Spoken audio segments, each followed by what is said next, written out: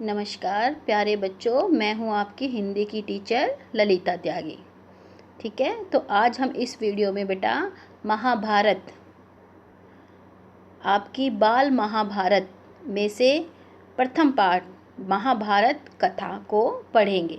ठीक है, महाभारत जैसा कि आप सभी बच्चे आजकल टीवी पर भी देख रहे हैं बेटा, दोनों टाइम महाभारत की कथा आती है। ठीक है, महाभारत यानी महान युद्ध जो दो लोग पांडु और कौरवों के बीच हुआ था।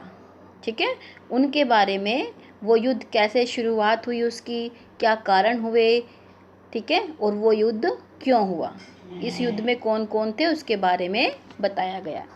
ठीक है, तो चलिए महाभारत कथा, बाल महाभारत का पहला पाठ हमारा। महाभारत की कथा महर्षि पराशर के कीर्तिमान पुत्र वेद व्यास की देन है। बेटा पाठ को पढ़ने से पहले मैं आपको बता देती हूँ कि जैसे पिछली क्लास में छठी कक्षा में हमने बाल रामायण पढ़ी थी, ठीक है, और उसके प्रश्न उत्तर अपने आप चैप्टर के बीच से निकाले थे। ठीक है, ठीक उसी प्रकार हम इस बाल महाभारत के सभी पाठों के प्रश्न उत्तर अपने आप चैप्टर के अंदर से निकालेंगे। ठीक है, इसका कोई अलग से अभ्यास कार्य नहीं होगा। ठीक है, तो प्रश्नों को देखते हुए चले, उनके उत्तरों को देखते हुए चले। ठीक है, महाभारत की कथा महर्षि पराशर के कीर्तिमान पुत्र वेद व्यास की देन है। ठीक है, तो महाभारत की कथा किसकी देन है? वेद व्यास जी की। वेद व्यास जी किसके पुत्र थे? महर्षि पराशर के। व्यास जी ने महाभारत की यह कथा सबसे पहले अपने पुत्र शुकदेव को कंठस्थ कराई थी। ठीक है, अब शुकदेव कौन थे? वो व्यास जी के पुत्र थे।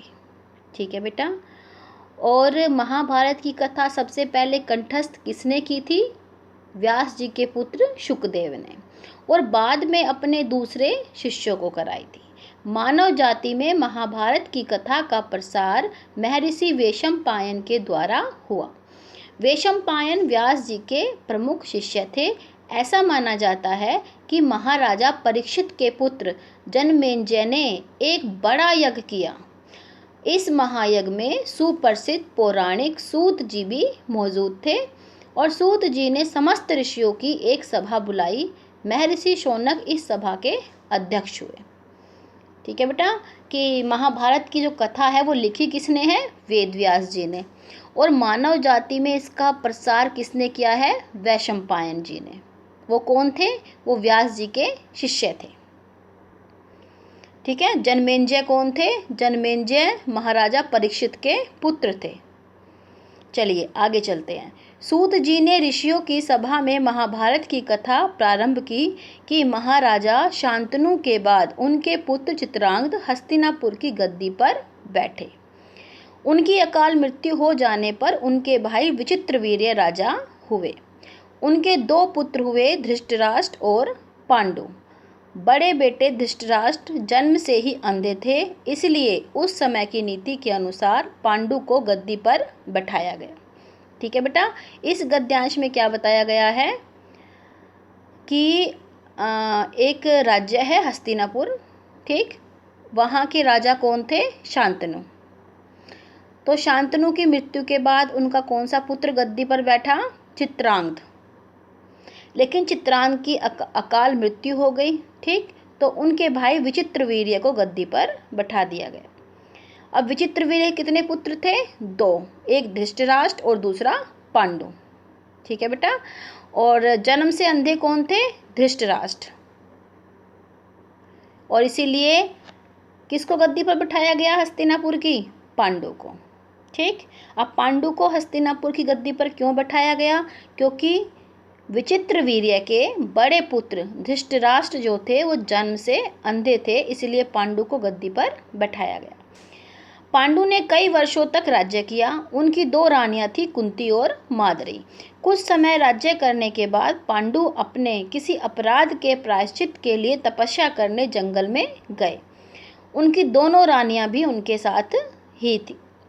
वनवास के समय कुंती और माद्री ने 5 पांडवों को जन्म दिया। कुछ समय बाद पांडु की मृत्यु हो गई।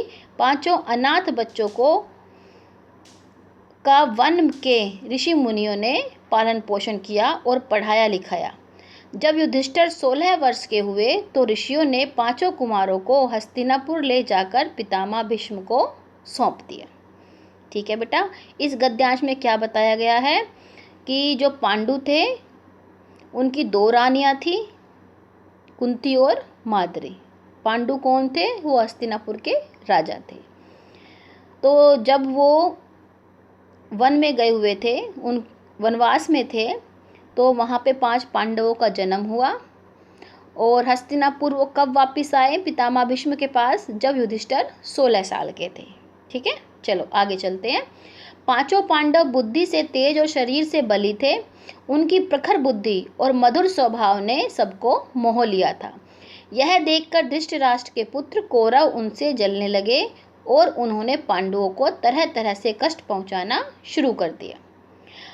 अब जो धृतराष्ट्र के पुत्र थे उनको क्या कहते थे बेटा? कौरव। ठीक, और जो पांडु पुत्र थे उनको क्या कहते थे? पांडव। आगे चलकर महाभारत का युद्ध इन कौरवों और पांडवों के बीच में ही हुआ था। ठीक है, चलिए आगे चलते हैं।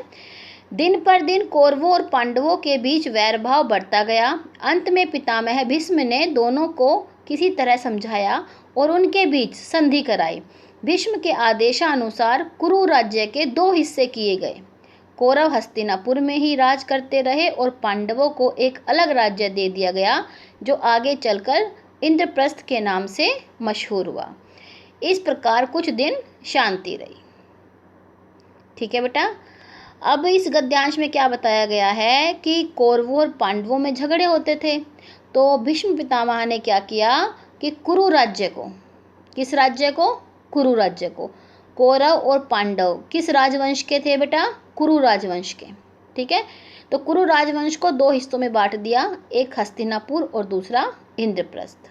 हस्तिनापुर में कौरव रह गए और पांडव कहाँ चले गए? इंद्रप्रस्थ में। चलिए आगे चलते हैं। उन दिनों राजा लोगों में चौसर खेलने का आम रिवाज था। राज्य तक की बाजियां लगा दी जाती थी। इस रिवाज के मुताबिक एक बार पांडवों और कौरवों ने चौपड़ खेला। कौरवों की तरफ से कुटिल शकुनी खेला, उसने युधिष्ठिर को हरा दिया। इसके फलस्वरूप पांडवों का राज्य छिन गया और उनको 13 वर्ष का वनवास भोगना पड़ा। उसमें एक शर्त यह भी थी कि 12 वर्ष के वनवास के बाद 1 वर्ष अज्ञातवास का भी होगा। ठीक है बेटा, अब इस गद्यांश में क्या बताया गया है कि पांडवों और कौरवों में चौसर खेला गया, जिसमें पांडव अपना राज्य हार गए, यानी इंद्रप्रस्थ को हार गए। और शर्त क्या थी फिर? 13 वर्ष का वनवास जो है वो पांडवों को भोगना पड़ा। 13 वर्ष के वनवास में 12 वर्ष का वनवास और 1 वर्ष का अज्ञातवास। ठीक है, उसके बाद उनका राज्य उन्हें लौटा दिया जाएगा। द्रौपदी के साथ पांचों पांडव 12 वर्ष वनवास और 1 वर्ष अज्ञातवास में बिताकर वापस लौटे, पर लालची दुर्योधन ने लिया हुआ राज्य वापस करने से इनकार कर दिया। अतः पांडवों को अपने राज्य के लिए लड़ना पड़ा। युद्ध में सारे कौरव मारे गए। तब पांडव उस विशाल साम्राज्य के स्वामी हुए। इसके बाद 36 वर्ष तक पांडवों ने राज्य किया। पांडवों ने राज्य कितने वर्ष तक किया? 36 वर्ष तक, 36। फिर